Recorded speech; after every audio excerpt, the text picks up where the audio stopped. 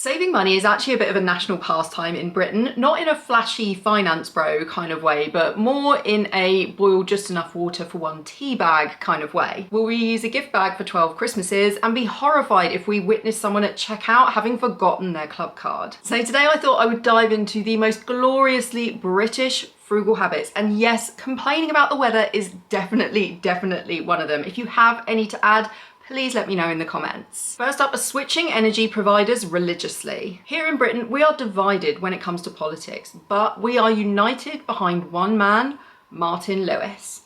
In Martin, we trust. So Martin Lewis has been a consumer champion for years, raising awareness of various different money-saving tips. And one of the tips that he's best known for is how to get the best deal on your energy provider. Now, to be fair, in recent years, it's been a little bit more of a grey area as to whether you can switch to get a better deal just because of how high the energy price cap has been. But through his site, Money Saving Expert, Martin has trained an entire nation to compare and switch. It's almost like a national sport. Next, boiling only as much kettle water as needed. Here in the UK, there's something known as TV pickup, and this is where there's a mass simultaneous switching on of kettles. This happens particularly during TV ad breaks for popular shows or for big sporting events. It's also known as the Great British Kettle Surge. Brits absolutely love a cup of tea. Now, I don't, which makes me a disgrace to my family. However, I make up for it by still making the tea, even though I don't partake in the drinking of it. It's a national pastime. Put the kettle on. Fancy a brew? We love it. But Brits know not to fill the kettle to the maximum level if they're just making a cup or two of tea. I think this one might be the most British energy saving habit that we have. Cheap gag gifts. You can't get much more British than the royal family, obviously setting aside the fact that a lot of their ancestry can be traced back to Germany. And while they're not exactly on a budget, they do have a pretty good tip for how you can save money on your Christmas shopping. The royals exchange funny and thoughtful gifts at their annual Christmas gathering, but the theme is that they are cheap. After all, what do you buy for a family member who has a castle? More than one, in fact. Staff, horses, luxury cars, a country estate, and teams of world-class chefs and servants. In his book Spare, Prince Harry revealed that Princess Margaret once bought him a fish ballpoint pen. And it's also been reported that Harry once gave his grandmother, the Queen, a shower cap, and Princess Catherine has gone on the record saying that she once made the Queen chutney because she was really struggling with what to buy for the woman who has everything. So she went for this super creative but really thoughtful homemade gift. It's also been reported that Meghan once gifted William with a breakfast spoon with the word serial killer printed on it. That's cereal, C-E-R-E-A-L, by the way. And I definitely think that's something that the rest of us can learn from. I think we often get bogged down in spending a particular amount on gifts when actually finding something truly thoughtful or doing something truly thoughtful or doing something that will make them laugh for a gift does not have to cost the earth. Next, British resistance to central heating. When autumn hits, every Brit steels themselves to hold out for as long as possible before switching on the central heating. It's like we're having a staring contest with our thermostat. The commitment to saving money on energy bills, because let's face it, the cost of those is scary right now, is solid. People will throw on an extra jumper or invest in an electric blanket before they will turn on the central heating. And when we do turn on the central heating, we all know that turning the thermostat down a degree or two will save us a few quid over winter. Avoiding aircon and complaining instead. Here in Britain, we're perhaps best known for three things: tea, queuing, and complaining about the weather. In recent years, we've been getting much more intense and longer lasting heat waves, and while you viewers in Australia and America may laugh at us for complaining about a little bit of 30-35 degree heat, let me tell you now, we weren't built for it. We live in homes that were built to withstand harsh winters, to retain heat. This means that as soon as it starts getting hot, the heat just stays trapped in our homes. Also, we often see a huge swing in temperatures. We'll go from 15 degrees rocketing up to 30 degrees in a matter of days. Our bodies just do not have time to acclimatise to it. And speaking for myself personally, I love the sun. I don't love 35 degree heat. Anything above 28, to be honest with you, is beyond my limit in Britain. And the vast majority of homes are not equipped with air conditioning units. Like, why waste money on air conditioning when we can sit in a puddle of our own regret and complain about the heat for 3 weeks straight? British people will fall back on weird hacks such as putting a frozen bottle of ice in front of a fan before they rush out and buy an aircon unit. We suffer through our summer, open a window and act surprised when it hits 30°C every year. And bonus points if you say it's too hot to sleep, as if it's never happened before. I have to confess to you now that I have actually cracked and bought a portable air conditioning unit. I have been contemplating it for years and years, and every year I do my research, I look at the units, I check out the different prices, I think about which one would work in the bedroom upstairs, and then I chicken out. I think to myself, no, this is not a worthwhile purchase when the UK, generally speaking, only gets up to those 30-degree temperatures, maybe once or twice a year, and it's only for a few days. It's just not worth it. But the other day I cracked. It had been 30°C for I think 2 days, and there was another 2 or 3 days left. And I was like, look, you know what? I'm waving the white flag. I'm investing in the air conditioning unit. I'm not going to be ashamed of spending my money on that. This is something I've been thinking about for years. This is the year I'm going to do it. And I did. And you know what?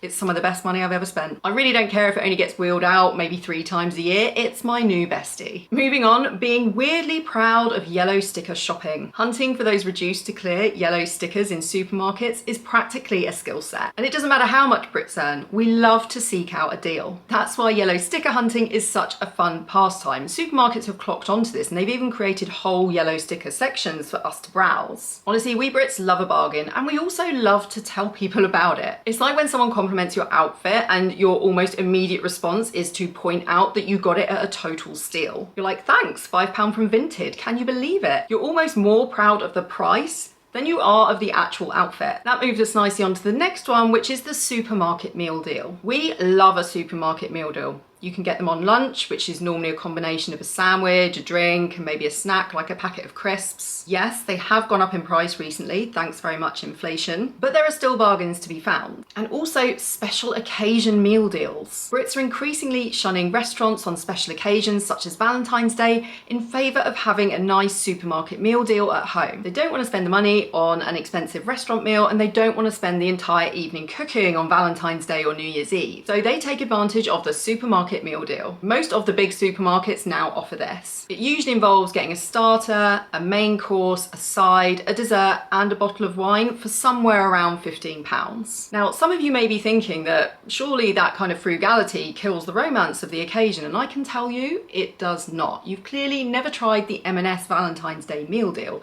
It's true love in a microwavable package. Turning off devices at the wall. Here in the UK, we have switches next to our plug sockets, which means that we don't have to unplug the devices in order to stop the power flowing to them. We can switch them off at the mains. And what this means is we can stop vampire devices from costing us money on our energy bills. For example, things like TVs that have a little red glowing light when they're on standby, or microwaves that have the time displayed on them even when you're not using them. Now, it's not that these steps will elicit huge savings, but having anything running in the background that we're not using, Brits just don't like that kind of waste. It's also much easier than yanking the whole plug out of the wall. Reusing everything. Biscuit tins full of sewing kits, ice cream tubs stuffed full of leftovers, gift bags passed back and forth across generations, wrapping paper used again and again and again. We do not like to waste something that still has life left in it. This doesn't make us hoarders, this makes us smart. Our garage is actually full of like wood, old screws and bits of tile that we hang on to just in case. Now, in fairness, we do occasionally come to need some of these random things, so I'm trying to be okay with the clutter. Packed lunch pride. Bringing lunch from home is something that we do with pride. £15 for a sandwich? No, thank you. My kids' school lunches cost around £2.50 a day, and I used to be okay with that cost, but then I realised that I could make their packed lunches at home every single day for a fraction of the cost. I'm happy to get up a little bit earlier to put those together.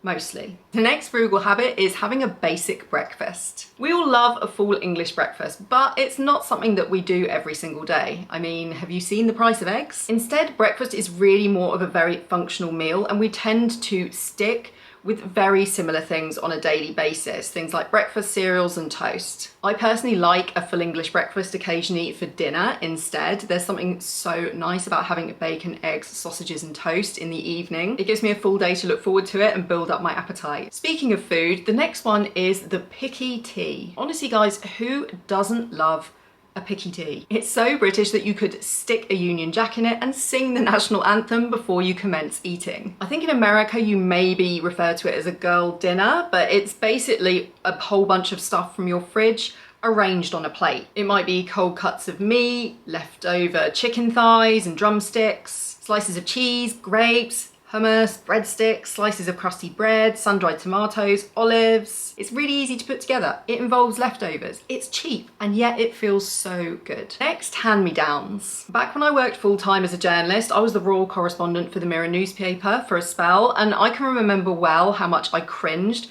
writing stories about Kate re-wearing the same outfit for another occasion, as if this was like a bizarre phenomenon to have a really expensive outfit and to wear it for a second, third, or God forbid, a fourth time. But one thing the royals do that is really worth pointing out is that they look after their clothing and then they hand it down to younger generations. Now, the art of the hand-me-down does require some space in your home in order to look after and store the stuff. I personally have 2 vacuum-sealed bags in the loft where I keep the children's seasonal clothes and also bits that my eldest daughter has grown out of so that it's ready to pass down to my youngest. I've done this with school uniform, clothes, shoes. Now, some things don't last to be passed down to my youngest, but I've managed to save a fair amount of money by hanging onto those clothes and looking after them. Finally, avoiding tax. Let me just clarify this one up front. We are not a nation of tax dodgers. However, if we can legitimately avoid paying more tax than we need to, then we're all over it. As I said earlier, we love a bargain. There are a few different ways that Brits can make sure that they're more tax efficient. Making sure that we're in the correct council tax band for our housing,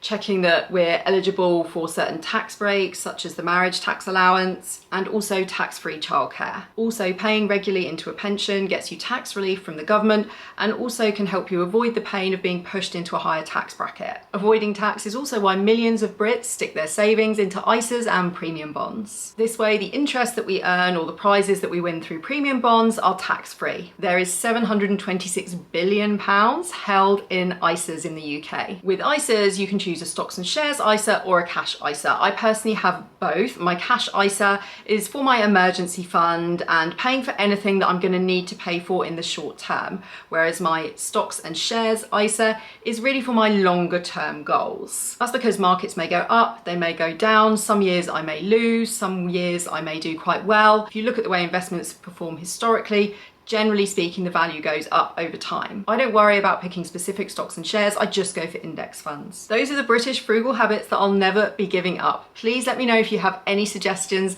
leave them in the comments below, and thank you so much for sticking with me to the end. Don't forget to give this video a thumbs up and subscribe for lots more money saving and money making tips from me.